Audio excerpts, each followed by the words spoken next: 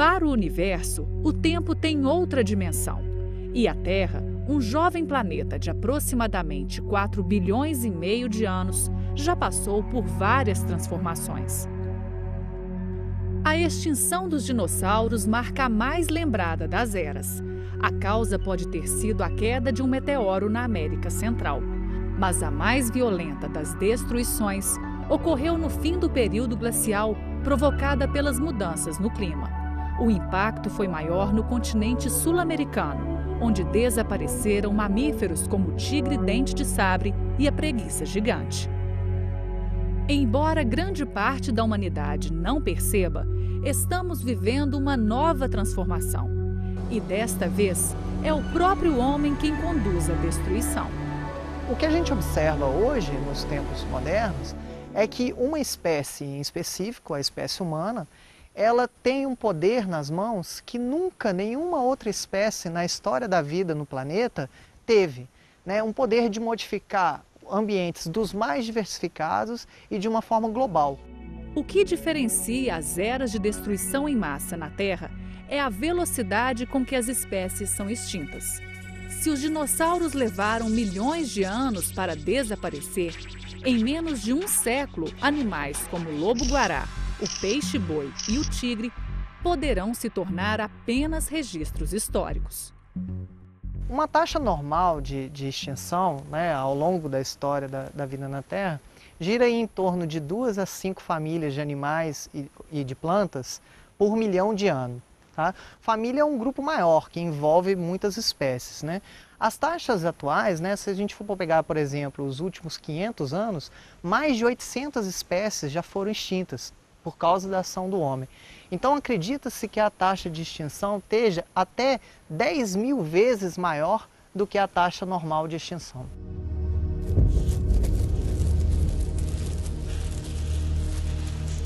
Se classificarmos as ações humanas num ranking de extermínio, o aquecimento global é o terceiro maior responsável pela perda de biodiversidade.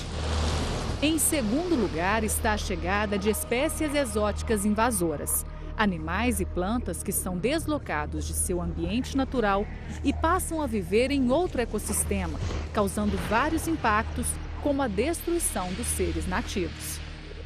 Hoje, por exemplo, nos Estados Unidos, onde tem mais pesquisa, mais estudos sobre isso, eles sabem que mais de 50% mais ou menos das espécies ameaçadas de extinção no país tem como causa da ameaça de extinção a introdução de espécies exóticas.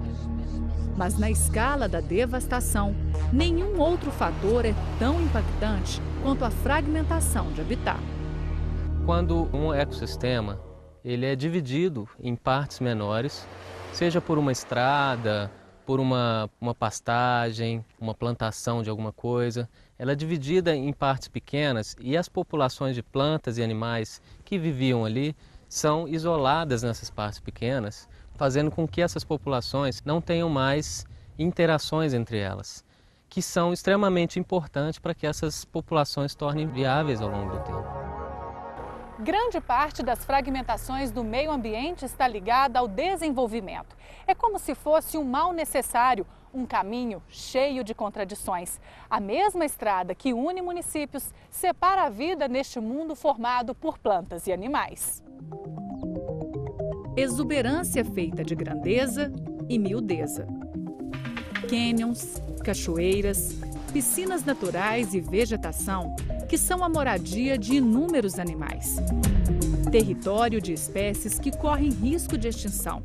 Uma riqueza delimitada pelos 27.600 hectares do Parque Nacional da Serra do Cipó.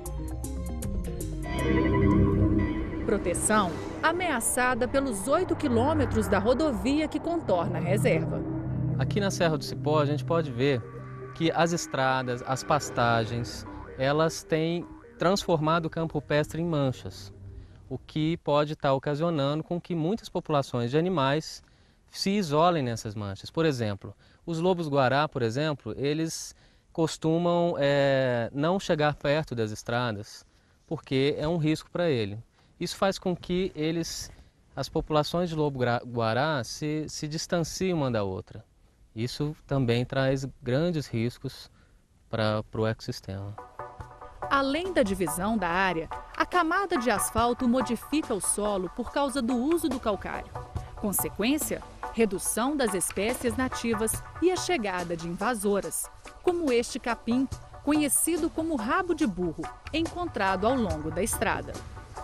Ele pode causar vários impactos em nascentes de água, diminuindo as nascentes de água. E também diminui a biodiversidade, onde um lugar onde tinham várias espécies antes, agora só tem ele. Mas o capim é apenas um na lista de agressores da paisagem natural da Serra do Cipó. Newton, essa planta é uma das espécies invasoras mais agressivas aqui na região. Sim, essa planta ela é chamada de unha de gato. O nome científico dela é Mimosa pigra, ela é originária do México e ela chegou agora na Serra do Cipó e está se dando muito bem nas bordas da rodovia. Ela se estabeleceu muito bem nessas regiões devido às alterações de solo causadas pelo asfaltamento. E ela pode causar diversos prejuízos ao ecossistema da Serra do Cipó.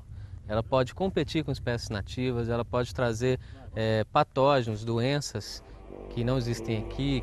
A unha de gato coloca em risco uma raridade da serra, a cocoloba. Planta encontrada em uma extensão de apenas 26 quilômetros quadrados. O único lugar no mundo que ela existe é aqui.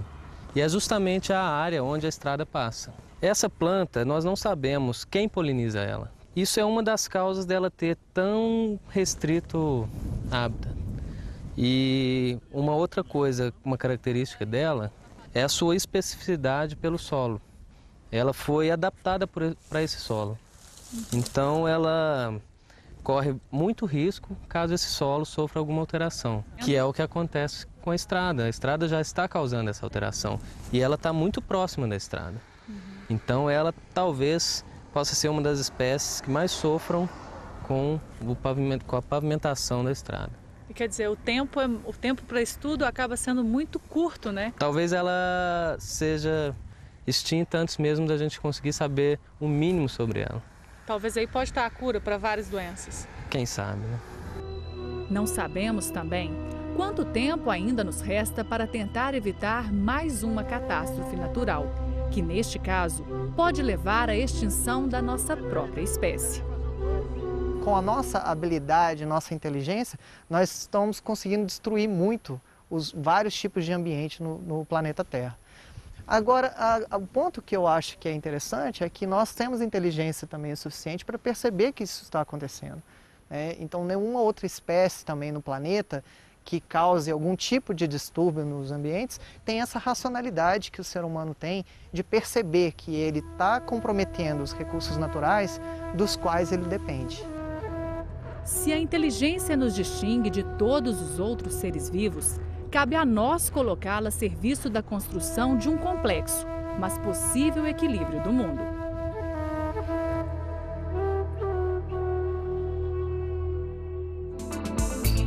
Veja no próximo bloco a ameaça à vida que cresce sobre a